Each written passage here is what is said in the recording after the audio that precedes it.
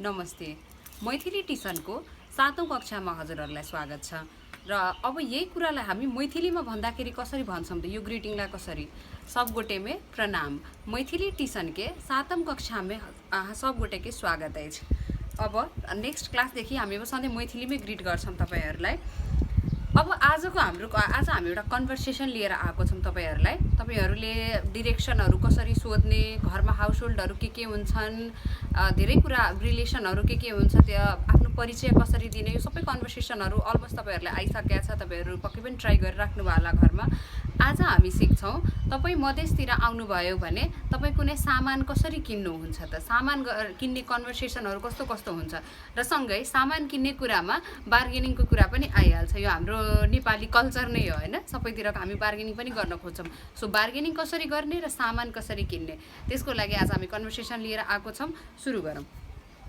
तपाईले कुनै सामान अब सोध्नु पर्यो भने फन्ना चीज कोना छै, फन्ना चीज केना छै, त्यो अथवा त्यो सामान देखाएर यी चीज केना छै कक्का। अब हामीले पुरानो क्लासमा पनि भनेका थियौं कि कुनै रिलेसन बनाएर यदि तपाई एकदम त्यो सिनियर मान्छे हेर्नु भयो भने कक्का काकी अथवा त्यो भर्खरकै यङ हुनुहुन्छ, सामान बेचिराख्नु भएको छ भने उहाँलाई दाई भाइजी, अथवा आफूभन्दा सानो हुन्छ भने भाइ, त्यसरी गरेर भन्ने हैन।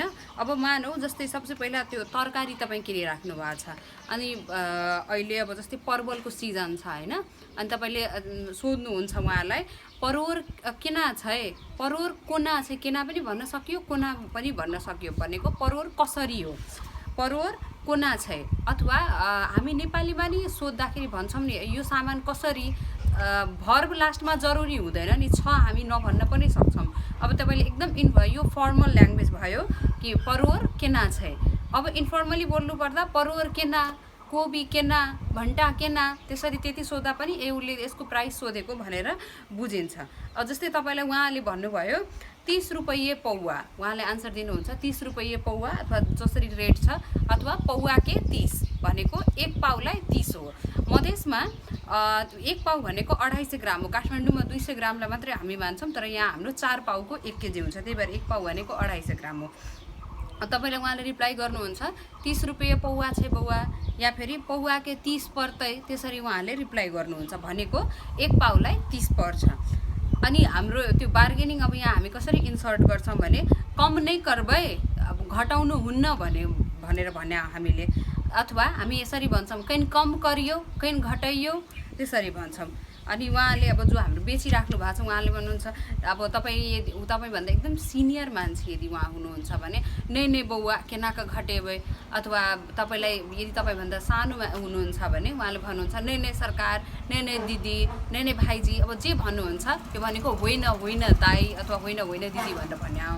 अनि उहाँको जस्तै हामीले सोध्यौं कम नै करबै अथवा कम नै हेतै भनेर भने उहाँले भन्नुहुन्छ हामीलाई नै नै सरकार हमरे सबके 28 पर्लैया, भनेपछि हामीलाई नै 28 रुपैयाँ पर्या हो, हामीले 30 भन्दा कममा दिन मिल्दैन भनेर भनेको।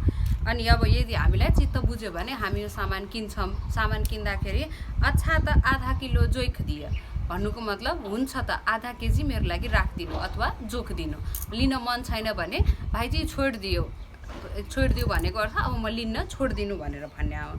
यो चाहिँ कुनै पनि तरकारी, खानेकुरा, किराना सामानहरु किन्दा यसरी ल्याङ्ग्वेज युज यसरी हुन्छ हैन, के रे सामान किन्ने काम भने।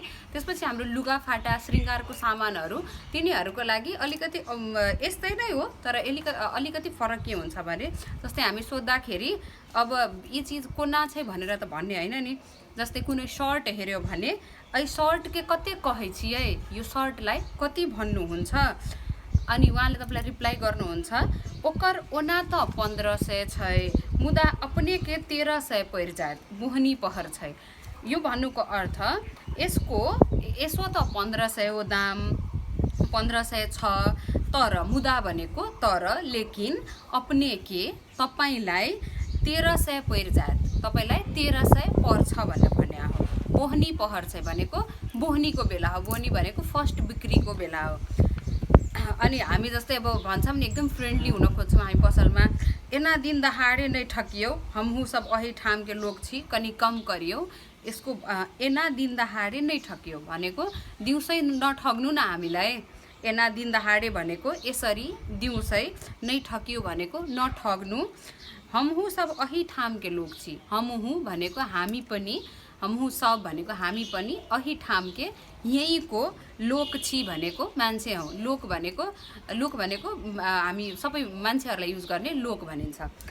कनि कम कर्यो भन्नुको मतलब अलिकति घटाउनु।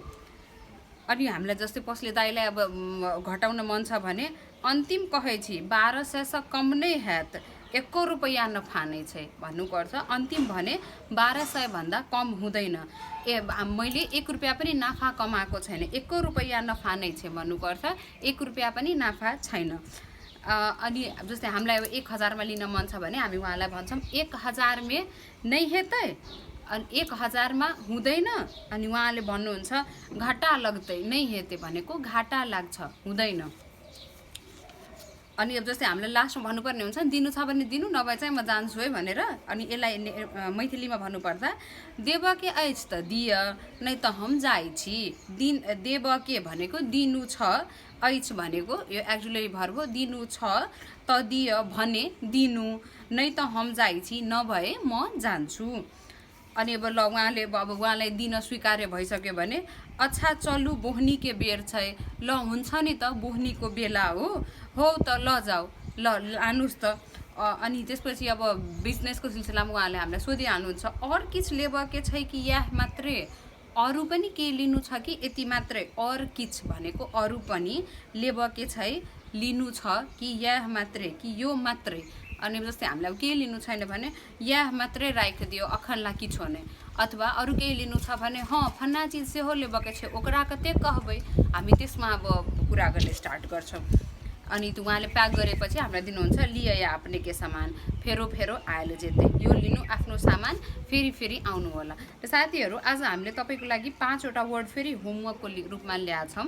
यसको अर्थ हामीलाई कमेन्टमा भन्दाखेरि एकदम राम्रो, यही युट्युब लिङ्कमा कमेन्ट गरिदिनु होला। फर्स्ट वर्ड छ करु तेल। करु तेलको अर्थ के हो? करु तेल मैथिली शब्द हो। गरी तेलको शब्द अर्थ के हो? खल लोढा। खल लोढालाई के भनिन्छ नेपालीमा? गेरुवाको अर्थ लेख्नु होला झर्नी। झर्नीको अर्थ पनि हामीलाई लेख्नु होला। ल यो 5 वटा शब्द तपाईँहरूको लागि होमवर्क भयो। र साथीहरू आशा गर्छौँ तपाईँहरू इन्जोय गरिराख्नु भएको छ। आजको लागि हामी यहीँ सघाउँछौँ क्लास। सबैजनालाई धन्यवाद।